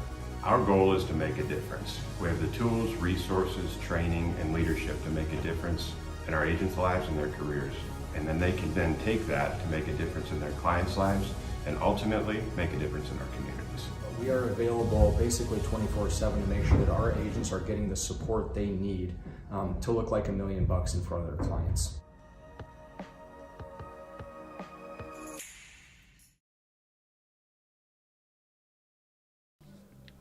So the Jaguars threaten in the bottom of the 4th, but just have not been able to string together those multiple hits to put together one of their patented huge innings.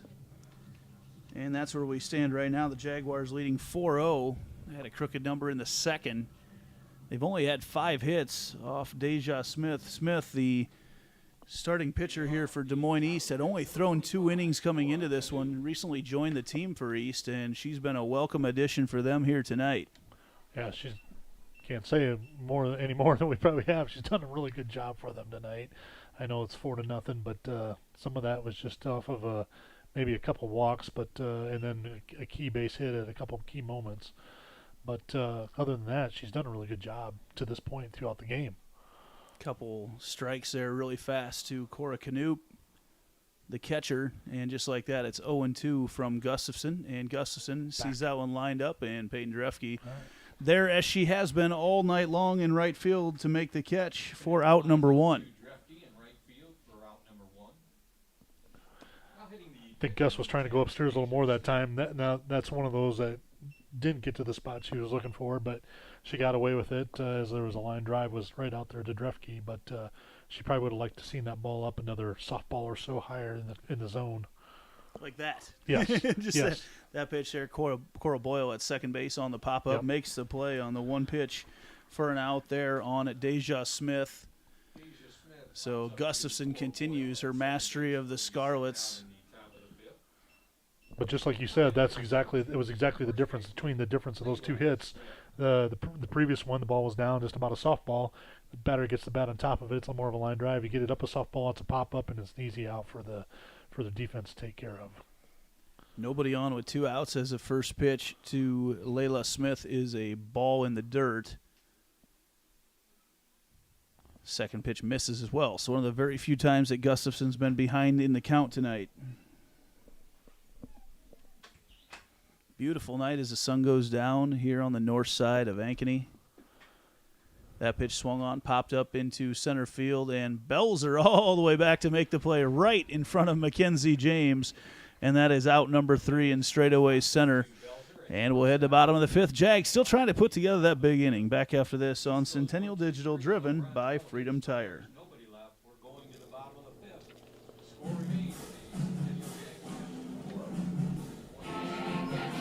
Summer sports coverage on Centennial Digital is driven by Freedom Tire and brought to you by these generous local businesses: Lamberti Goki Lucci Law, Nick Jarash Fitness, Weichert Realtors, the 515 Agency, Ted Sandine Photography, Extreme Services, Sinorama Ankeny, and Amy Wiederin with Coldwell Banker.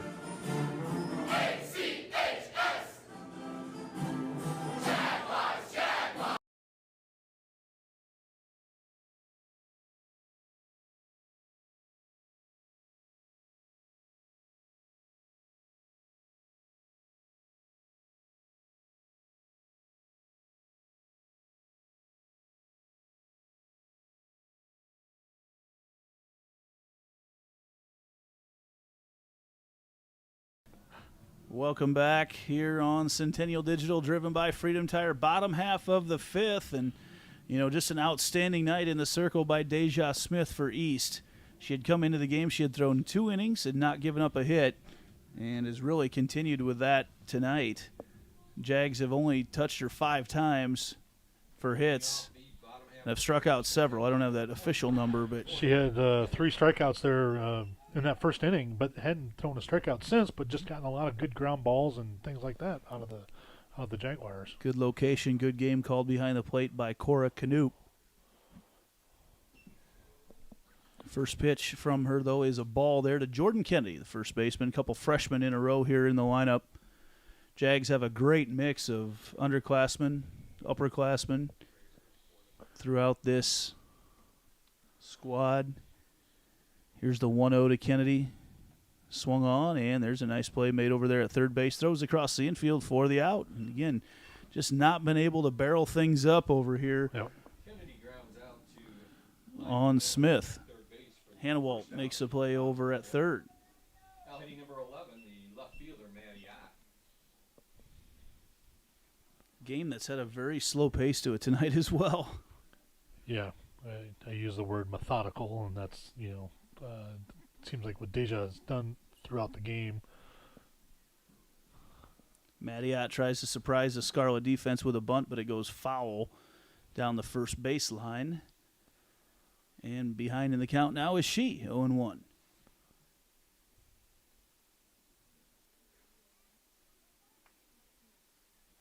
It's been just a beautiful evening, especially if you're a big guy that likes cool weather like myself. 0-1 the count right now to Maddie Ott. In the dirt. Yeah, 80-degree days are sufficiently warm, I think, as long as the wind's not blowing a lot. Yeah, I think we hit about 74 today at one point, but that was good. I wore a hoodie for the morning softball game, so it was great down at Holiday Park in West Des Moines. 1-1 the count right now to Maddie Ott. Swung on, fouled over on the third base side. Just played both sides equally so far. We do have a final from Ankeny. They beat Cedar Falls tonight, 10-0. Just got over.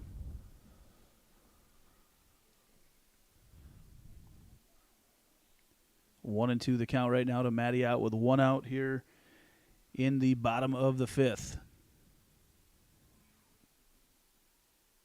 That pitch bounces about 18 inches in front of the plate. Makes the count 3-1 evens up the count. 2-2. To Ott. Mariah Belzer waiting on deck. Big infield here once again for East. And our 10 to 15 seconds between pitches continues. Some methodical workings of Deja Smith. Ott fouls that one off. Good piece of hitting there from Maddie.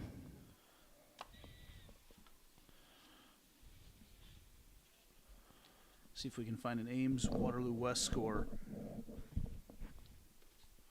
Last count, Ames was ahead 6-1 in the 4th and is now 8-1 in the 5th. Ames is ahead. So thank you to the Twitters. And now 2-2 to Ott. Upstairs. That sounds like Ames would be who we would face if everything stays the same. Well, assuming Lauren Gustafson keeps throwing like she is, it's going to be tough for anybody to take out the Jaguars.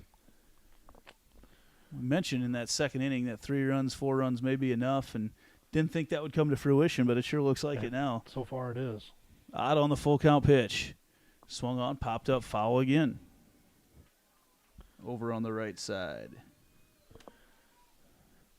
Yeah, Maddie's doing a good job here staying with Deja and keep fouling them off. Like you say, you look for that one pitch that's kind of a mistake and then take advantage, but you can waste a bunch in between.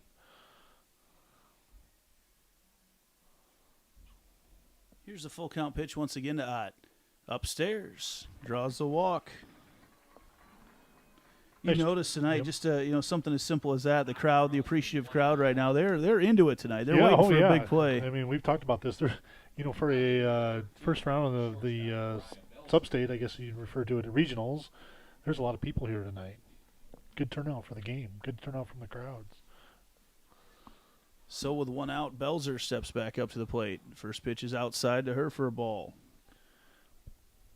Wouldn't mind seeing the Jaguars somehow find a way to put up 6 in this inning and call it a night. That would be nice. It still would be an hour-and-a-half game at least. Yeah. I think the crowd's looking for a little Yeah. run production here, too. I think that's part of the clap. Hey, Well, we got- the difference is, too, though, the great pitching of Lauren Gustafson has not allowed the Jags defense to make a whole lot of plays. As Belzer lifts that one to right center field, Ott read it right off the bat. She was rolling from first. Ott not even slowing down, coming around second, and Belzer in there, safe with a double. Big hit for Mariah, and that'll bring up Cora Boyle, possibly in a bunting situation for the Jaguars. Nice piece of work there by Mariah Belzer. Did a wonderful job fighting that off. You know what? And that's what I like to see, taking the ball opposite field, though, too. Not trying to pull everything. Take what you're given and you just take advantage of it and find a spot. There was a pretty big seam out there, too, just the way the defense was playing at that point. And she hit it in a great spot. Yeah, she just lifted that thing right out into right center field. One out here for Cora Boyle. Boyle hacks that one right back at the pitcher. They throw over to first. Ott going to come home and slides around and slaps home plate. She scores a run. Nice piece of base running by Maddie Ott. Honestly, from a defensive perspective, Smith did exactly what you should do in that situation. Yeah, did a great job. Looked her back, held her.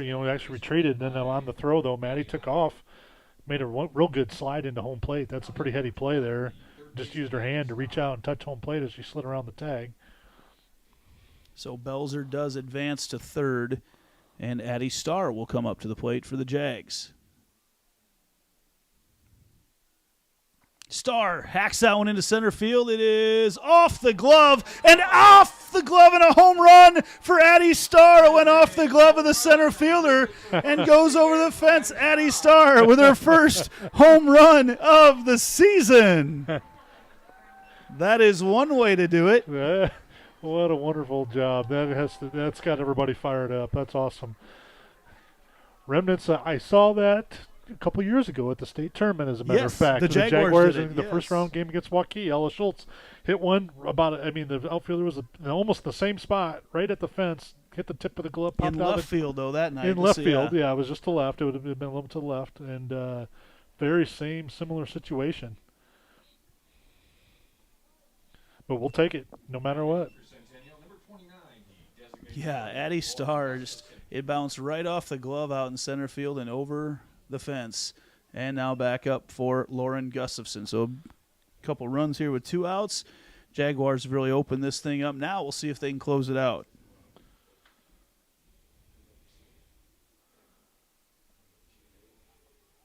That pitch on the inside corner to Gustafson for strike 1.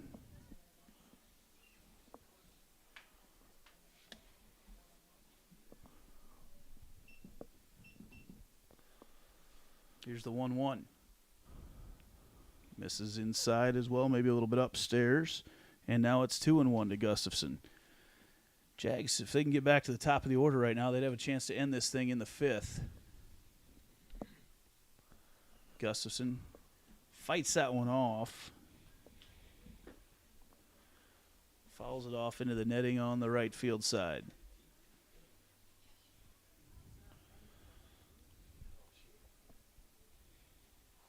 Two and 2 the count right now to Lauren Gustafson. As Smith to a wide outside target there, a little bit too far outside to Knoop. You know, Knoop, for presumably not catching Smith a whole lot this year, at least in a game setting, I think Knoop has worked with her very well behind the plate. Seems like she's done a really good job with her, honestly.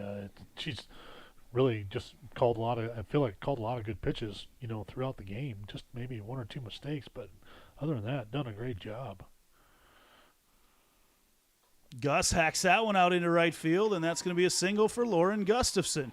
She is at a great night. Is that 3 times she's been on base? All 3 times she's been up? Yes, she's been on base every time. A couple walks, but, you know, she's good at-bats every single time. And I don't care how you get on, just you find a way on, and you know what, keep the line moving. Definitely in the running for the Lamberti Goki Lucci Law Player of the Game. Another conversation out there for James Jabu, the Des Moines East coach. They're going to chat a little bit with Smith. We'll take a quick break and be back right after this. This is Centennial Digital, driven by Freedom Tire. DeArmond certified used vehicles aren't the same as the rest. Every DeArmond certified vehicle receives a 175-point inspection and comes with a 12-month, 12,000-mile bumper-to-bumper warranty, a 2-year, 100,000-mile powertrain warranty, and DeArmond Care.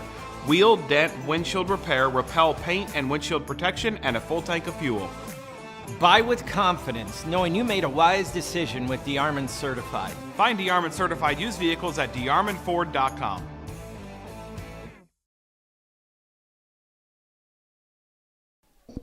Back to the top of the order for the Jaguars. Mackenzie James with Malin Vallejo in off our Hearts of Ankeny Animal Hospital substitution. James hacks that one at us to right center field all the way back and caught out there at what would be a warning track in a normal setting. So James puts a charge into it, but the Jaguars put up 3 here in the bottom of the 5th. And a couple big runs there for the Jags as we will head now to the top of the 6th. Back after this on Centennial Digital, driven by Freedom Tire. Centennial comes up with 3 runs on 3 hits. There were no errors and 1 Summer sports coverage on Centennial Digital is driven by Freedom Tire and brought to you by these generous local businesses. Lamberti Goki Lucci Law, Keystone Home Inspections, Reed Plumbing, the Iowa Rush Soccer Club, 72 Degrees, your comfort company, the Sassy Flower Bakery, Alter Trading Corporation, West 40 Market, Nolte & Sons Lawn and Irrigation, Rod Brannon with Shelter Insurance, the New York Life Offices of Josh Cowart, Dr. Brett Renzi and Health First Chiropractic, IGHSAU, the Helpful Smiles of Hy-Vee, Dr. Christy Semro with iMart Express, and Springer Floor Care.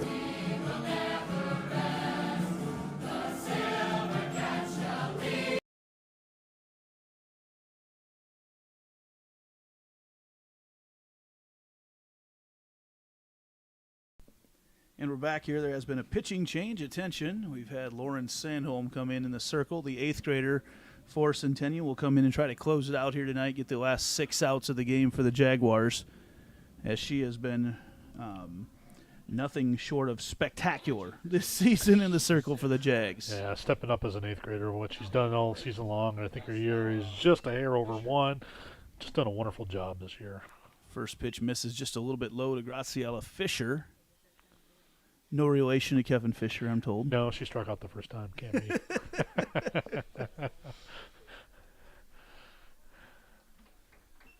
That pitch is a called strike from Sandholm. I can't be talking. My dad was the one who was the softball player. He was a good player. Sandholm goes to the rise ball, loses it a little bit upstairs, and it's 2-1.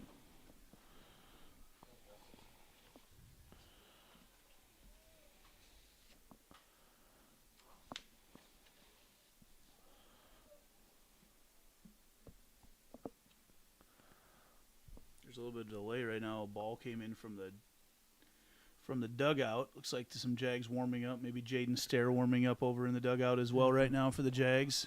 Or in the bullpen. Pitch, a little screwball from Sandholm in on the hands for a swing and a miss. Strike 2. So Jaguars pitching has been nothing short of spectacular tonight. There's a rise ball for strike 3. Nice. Good work right there right away from Lauren Sandholm coming in. Seemed like she was in pretty good control just right off the bat, which is good to see. But we've seen it most of the season, so shouldn't be that surprised. Sandholm digs in. First pitch is on the outside corner for strike. Yeah, it has been not a whole lot of balls put into play by East tonight. Jaguars came alive there in the 5th to score 3 runs as Sandholm goes to her changeup, which there's enough of a change, but not a ton of a change with that. Mm-hmm. Gets the swing and a miss for a strike, and it's 0-2. This is where when Sandholm can work that punch-out pitch, and she does with a rise ball. She does not waste any time in the circle. The same comment. We thought Gus was fast. Man, Lauren gets going. It's just like it's a pitching machine. Just drop the ball in it. Here it comes. Here it comes. Here it comes.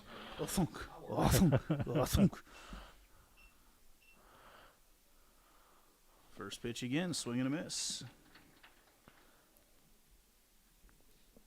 As let's see who we have up to the plate. Oh, that is Lana Hernandez Howard. She steps out, wants to maybe take Sandholm out of her comfort zone a little bit, and now Mark Amadeo wants to come out and talk to her quick about her pause, where she's got to do things. Yep. Yeah. There is a relationship there in terms of how you have to approach. Batters get their time to get into the batter's box, and pitchers can't just quick pitch them. 0-1 the count. Nothing charged. He was teetering on the edge of what might be illegal. And she goes right back to that rise ball again and gets the strike. Goes back, makes her way around the circle, walks around, claims her territory. As that Jordy ball right arm swing as she bobs a little bit in the circle, lets it go. And that time, Hernandez Howard lays off the rise ball, and it's 1-2. Might just be able to leave our equipment in here tonight if Jags can close this one out. Yeah. Try to get a score from up in Ames before we're done. And Sandholm misses that one a little bit on the inside. Lost her rise ball just a little bit. A little inside. Just got to give it a little bit more appearance that it's hittable. 2 balls, 2 strikes, 2 outs to Lana Hernandez Howard. And that time she lays off the rise ball. Okay. So full count right now.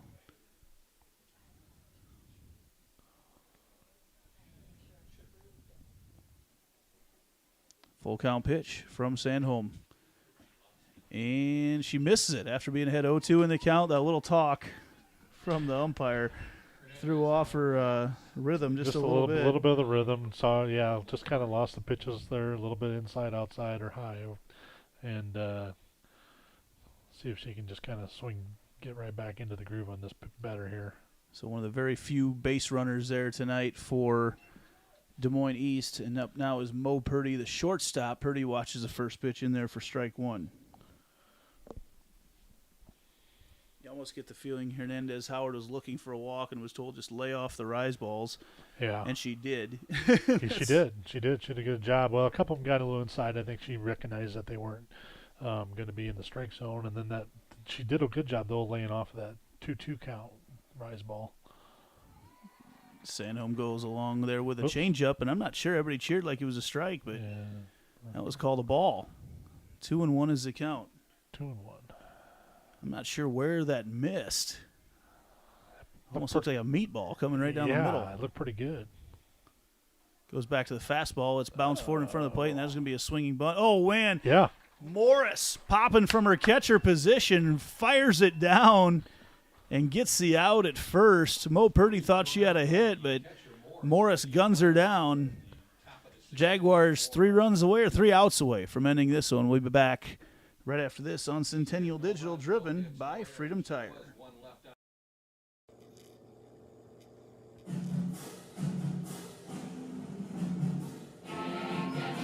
Summer sports coverage on Centennial Digital is driven by Freedom Tire and brought to you by these generous local businesses: Lamberti Goki Lucci Law, Nick Jarash Fitness, Weicker Realtors, the 515 Agency, Ted Sandine Photography, Extreme Services, Sinorama Ankeny, and Amy Wiederin with Coldwell Banker.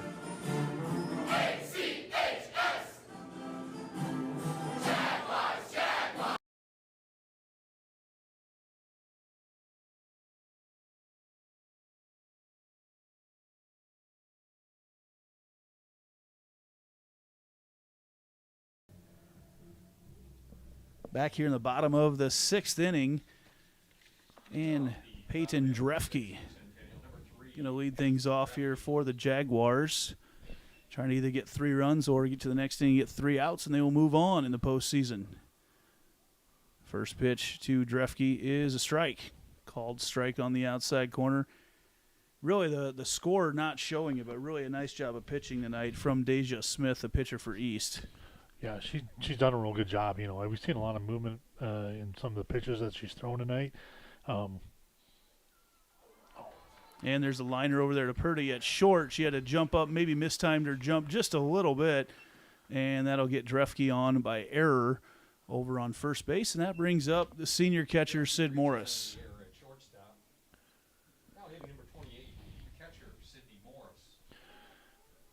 Yeah, going back to Deja Smith, just like she's mixed it up really well tonight, and like you said, the catcher Noop has really helped her, I think, with those the pitch calls tonight, and just done a really good job. First pitch there to Morris is a ball. Kept the Jaguars off balance, you know, for a lot of the night. We've seen 2 probably hard hit balls out of the 8 hits that they have tonight.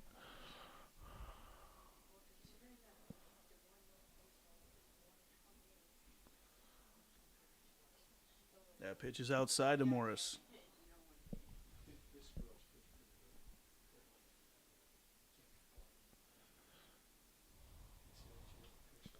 (2-0) the count right now to Sydney Morris with Peyton Drefke on first base, looking in, trying to time up the pitcher.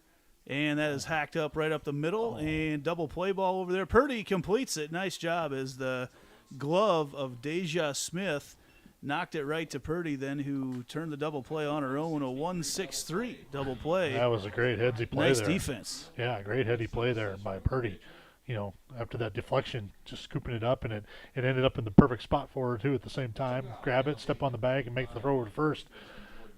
Double up the Jaguars on that play. So Jordan Kennedy comes up now. Nobody on for her.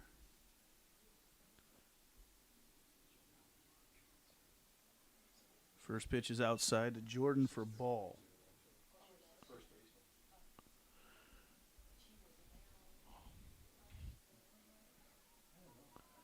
One 1-0 the count right now to Jordan Kennedy, who had the first RBI of the game tonight. Canoop moves way outside in the target for her. And it's in the dirt for ball 2. Haven't had an opportunity to call a whole lot of Centennial home games this year due to the schedule, but we'll get that sweetheart schedule back next year when we get to host all those games that we went on the road for this year. That's right. We'll flip flip the script a little bit for next year. 2-0 the count to Kennedy outside. No, it is a called strike. Excuse me. I think this is good in the long run, though, for the Jaguars to see something a little different in terms of the pitching. Good and just different look, in the long run, because I think as they go down the line, they're going to continue to see this. Pitchers are just not going to throw them a bunch of fastballs because they know they're just going to hit a lot. They're going to try to mix it up a lot and make them work for those outs or for those hits and those runs. Pitch upstairs to Kennedy makes the count 3-1. 2 outs here in the bottom of the 6th. Jaguars leading 7-0. 10 runs would get them to the mercy rule at this point. Otherwise, they just need 3 outs in the top of the 7th.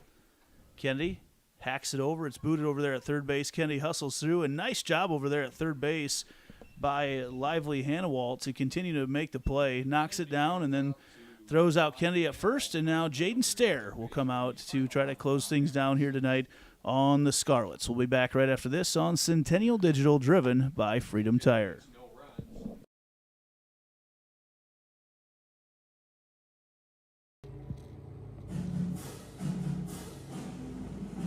Summer sports coverage on Centennial Digital is driven by Freedom Tire and brought to you by these generous local businesses. Lamberti Goki Lucci Law, Keystone Home Inspections, Reed Plumbing, the Iowa Rush Soccer Club, 72 Degrees, your comfort company, the Sassy Flower Bakery, Alter Trading Corporation, West 40 Market, Nolte & Sons Lawn and Irrigation, Rod Brannon with Shelter Insurance, the New York Life Offices of Josh Cowart, Dr. Brett Renzi and Health First Chiropractic, U.S. Cellular, the Helpful Smiles of Hy-Vee, Dr. Christy Semro with iMart Express, and Springer Floor Care.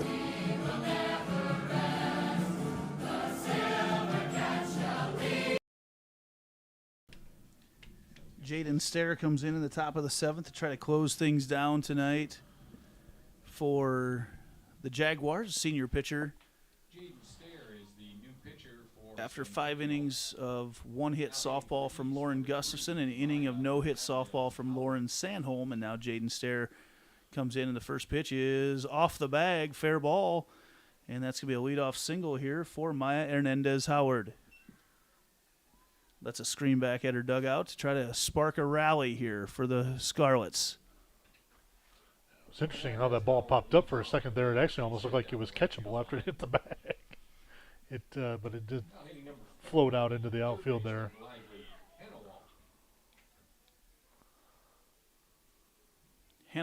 Lively Hannawalt steps up. First pitch to her is at the knees for strike 1.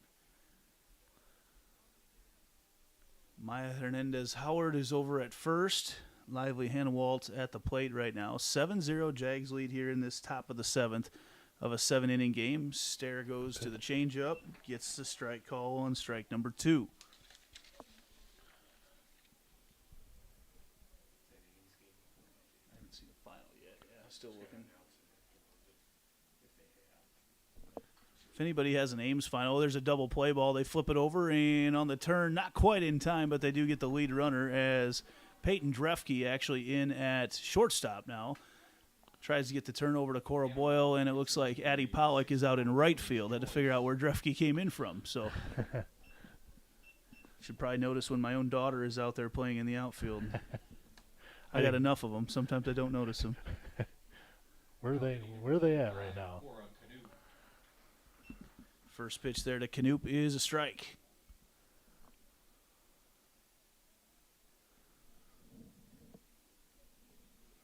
That ball is right down the line, and it's going to go foul. Kennedy was coming in, had some of that English on it, and eventually went foul. We don't have a score from Ames, but again, if anybody has seen it, Ames Waterloo West score, let me know.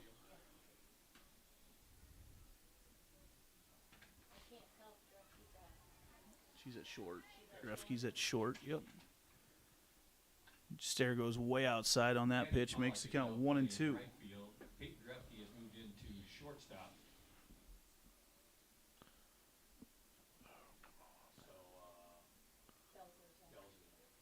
That ball's popped up over into right field. Pollock comes in and makes the play and thought about trying to double it off over there, and did not. Probably not much of a chance to make the play. We'll call it a smart play by Pollock. Play, yeah, I would call it, yes. And that gets the second out.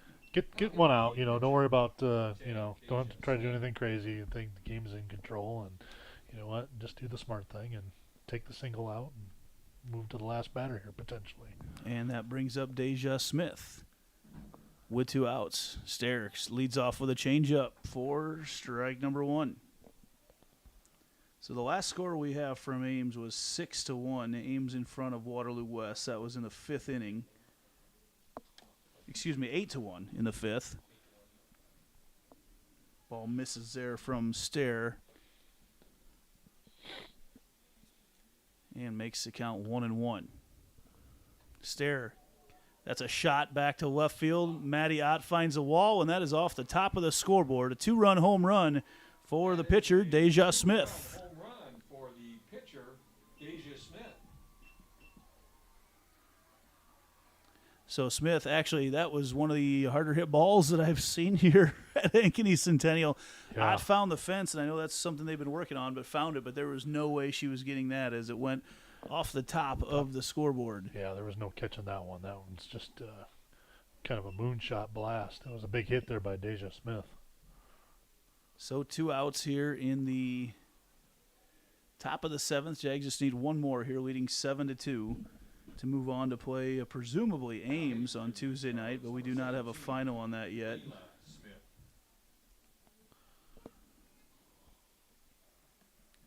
Layla Smith comes up. Get the equipment all secured, and then should be ready to go here. That was a shot from Deja Smith. Oh, my gosh. Yeah, landed right on top of the scoreboard. We laugh about it right now with a 7-2 score. As that first pitch then to Layla Smith is a ball.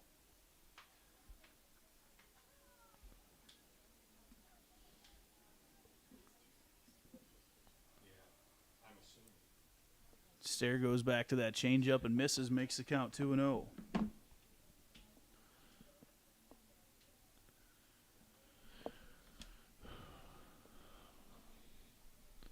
So Jags 1 out away from advancing here on what has been maybe a little bit different night than a lot of people were expecting. That ball's hacked out into center field, and that is caught at the fence. Mackenzie James makes a great play to end it tonight. Was just about to say the defense hasn't had to do a whole lot tonight, and things got a little bit exciting here in the 7th. So Mackenzie James makes the catch at the wall. Des Moines East ends their season. Great effort by the Scarlets so here tonight. Nothing to hang their heads about. And it's time to name our Lamberti, Goki, and Lucci Law player of the game. And for both her pitching and her bat tonight, how do you not go with Lauren Gustafson? I'm right there with you. Lauren Gustafson, 7 strikeouts tonight. Gosh, she just had a really good night all the way around. And then, yeah, technically drew 2 walks on a good at bats both times in a single there in a key moment. So just a wonderful outing for her tonight. Jaguars put 1 across in the bottom of the 1st. They had 3 in the 2nd and 3 in the 5th. Des Moines East added 2 runs off a home run from Deja Smith in the 7th. And the Jaguars, make sure you're out here. The Jaguars going to try to head to state for the 3rd time in 4 years. The Jaguars going to try to head to state. And right now we're talking that it looks like it's going to be Ames. They lead 8-1 in the 5th. That'll be a 7 o'clock game on Tuesday night. And, boy, you watch these fans file out of here right now. There's a bunch of them here, and it's going to be packed here on Tuesday night. It is always packed for those sub-state games. A lot of fans on hand here coming up on a Saturday night from Summerfest, but this will be the place to be on the north side of Ankeny on Tuesday night, Fish. Yes, it will be. We're looking forward to it. All right, that's going to do it here for tonight. For Kevin Fisher, I'm Andy Pollock. This has been Centennial Digital.